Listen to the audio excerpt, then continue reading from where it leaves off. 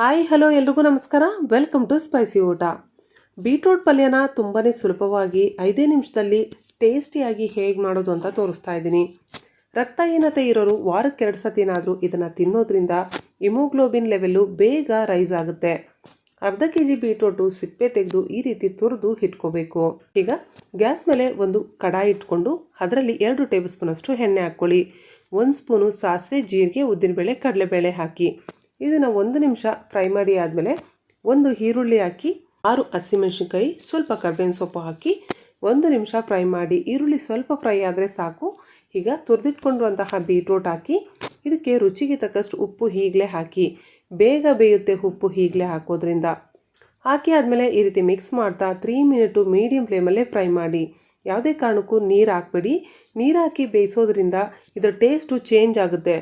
ನೀರು ಹಾಕದೆ ಈ ರೀತಿ ಎಣ್ಣೆಯಲ್ಲೇ ಫ್ರೈ ಮಾಡಿದ್ರೆ ತುಂಬ ಟೇಸ್ಟಿಯಾಗಿರುತ್ತೆ.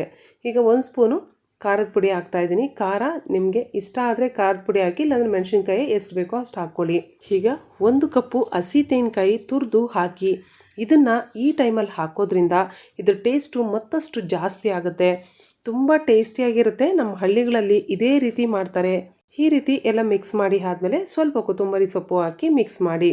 ಇಷ್ಟೇ ನೋಡಿ, ತುಂಬ ಸಿಂಪಲ್ಲು, 5 ನಿಮಿಷದಲ್ಲಿ ಆಗುತ್ತೆ. ಇದು ದೋಸೆ ಮತ್ತು ಚಪಾತಿಗೆ ತುಂಬ ಟೇಸ್ಟಿಯಾಗಿರುತ್ತೆ. ರೈಸ್ ಜೊತೆಗೂ ಸಹ ಇದನ್ನು ಮಿಕ್ಸ್ ಮಾಡ್ಕೊಂಡು ತಿನ್ಬೋದು. ಉಪ್ಪು ಖಾರ ಕರೆಕ್ಟಾಗಿದ್ದರೆ ಸೂಪರಾಗಿರುತ್ತೆ. ನಿಮಗೆ ವಿಡಿಯೋ ಇಷ್ಟ ಆದರೆ ಲೈಕ್ ಮಾಡಿ, ನಿಮ್ಮ ಫ್ರೆಂಡ್ಸ್ ಆ್ಯಂಡ್ ಫ್ಯಾಮಿಲಿ ಮೆಂಬರ್ಸ್ಗೂ ಸಹ ಶೇರ್ ಮಾಡಿ. ಇಂಥ ಮತ್ತಷ್ಟು ಈಸಿ ರೆಸಿಪೀಸ್ಗಾಗಿ ಸ್ಪೈಸಿ ಊಟ ಚಾನಲ್ನ ಸಬ್ಸ್ಕ್ರೈಬ್ ಮಾಡ್ಕೊಳ್ಳಿ.